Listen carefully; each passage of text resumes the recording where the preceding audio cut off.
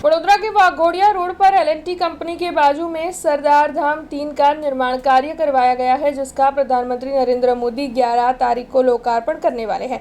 दरअसल प्रधानमंत्री नरेंद्र मोदी 11 तारीख को वडोदरा के दौरे पर है, तब वो वाघोड़िया रोड पर बने हुए सरदार धाम 3 का लोकार्पण करने वाले हैं।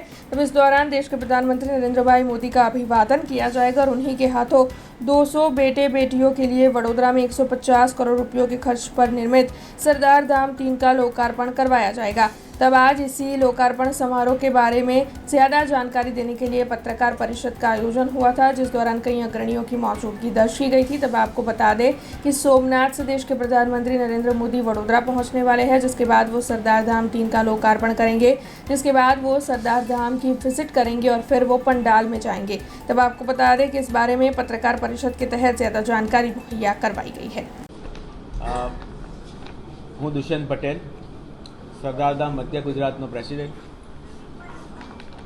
ભાઈ શ્રી જસવંતભાઈએ ખૂબ સરસ રીતે વિસ્તૃત રીતે સરદારધામ શું છે, એના 5 લક્ષ્યબિંદુ શું છે અને એની એક્ટિવિટી કઈ થઈ રહી છે અને ક્યાં પહોંચી છે, કયા લેવલે પહોંચી છે અને એમાં સમાજનો કઈ રીતના ઉદ્ધાર થઈ રહ્યો છે એની ખૂબ ડિટેલપૂર્વક તમને બધાને માહિતી આપી છે।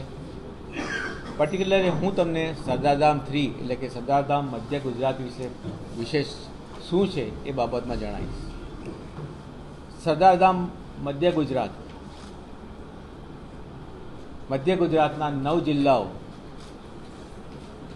એક લાગણી હતી અને એ લાગણીને પૂરી કરવા માટે સરદારધામને એક જાતનો પ્રસ્તાવ મૂક્યો કે ભાઈ આ ટાઈપનું ભવન જે અત્યારમાં અમદાવાદ ચાલી રહ્યું છે એ વડોદરામાં એટલે કે મધ્ય ગુજરાતમાં થાય તો ખૂબ સારું, અને એ માગણી અમારી મંજૂર કરી અને એ લાગણીથી જ આ સરદારધામ 3 એટલે કે સરદારધામ મધ્ય ગુજરાતનું નિર્માણ થયું છે।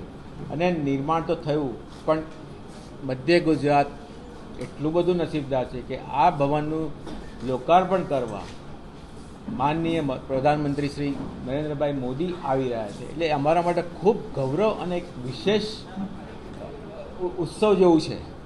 એટલે આ વસ્તુ અમારા માટે એટલી બધી આ મોટી કહેવાય કે એ અમને ખરેખર બહુ પ્રોત્સાહિત છે। સરદારધામ 3 વિશે હું તમને જણાવું કે અમારી આ ભવનમાં જે એક્ટિવિટી થવાની છે, એટલે અહીંયા આગળ એબાઉટ 1000 દીકરા 1000 દીકરીઓ માટેની હોસ્ટેલની વ્યવસ્થા છે, એટલે અદ્યતન હોસ્ટેલ છે। અહીંયા આગળ તમે કદાચ જોઈ પણ હશે, ઘણા બધા ફોટોગ્રાફ્સ પણ અહીંયા લીધેલા છે। એ હોસ્ટેલની વ્યવસ્થા છે, એટલે કે આ બિલ્ડિંગમાં 2000 દીકરા દીકરીઓ બને છે। એક આ ખાલી બિલ્ડિંગ નથી, આ એક ઇમારત નથી, પણ એક આ ઇન્સ્ટિટ્યૂટ છે। રત્ન એવોર્ડ આવા એવોર્ડો જ્યારે મહારાષ્ટ્રમાં પણ જ્યારે મોદી સાહેબ ગયા હતા ત્યારે લોકમાન્ય તિલક એ મહારાષ્ટ્રના જે સૌથી સન્માનની વ્યક્તિ આદરણીય લોકમાન્ય તિલકજી, એના દ્વારા એમને મોદી સાહેબને સન્માનિત કર્યા હતા।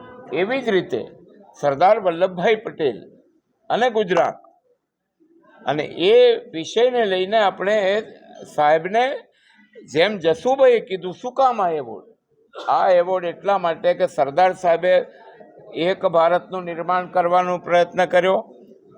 રાજા રજવાડા બધા એક થયા, પોતાની માતૃભૂમિ ભારત માતાને ચરણે ધરી દીધી। આ વ્યક્તિના કહેવાથી એ મહારાજાઓ પણ મહાન છે, ધન્યવાદ છે।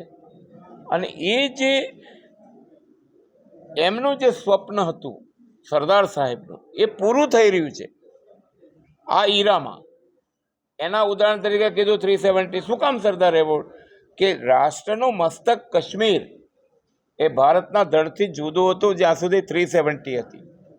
જ્યાં સુધી દેશની જે પ્રકારની માનસિકતા હતી એમાં રાષ્ટ્રને આજે દુનિયામાં ક્યાંય પણ જાઓ તો ભારતનું નામ ગૌરવથી લેવાય છે, વેરેવર યુ ગો। તો ગ્લોબલી ભારતનું નામ કર્યું છે, ભારતને एकजुट કર્યું છે, અને એટલે મોદી સાહેબ કહે છે એક ભારત શ્રેષ્ઠ ભારત। हमसे जुड़े रहने के लिए हमारे YouTube चैनल को सब्सक्राइब करें और नई वीडियो की नोटिफिकेशन के लिए बेल आइकॉन को दबाएं।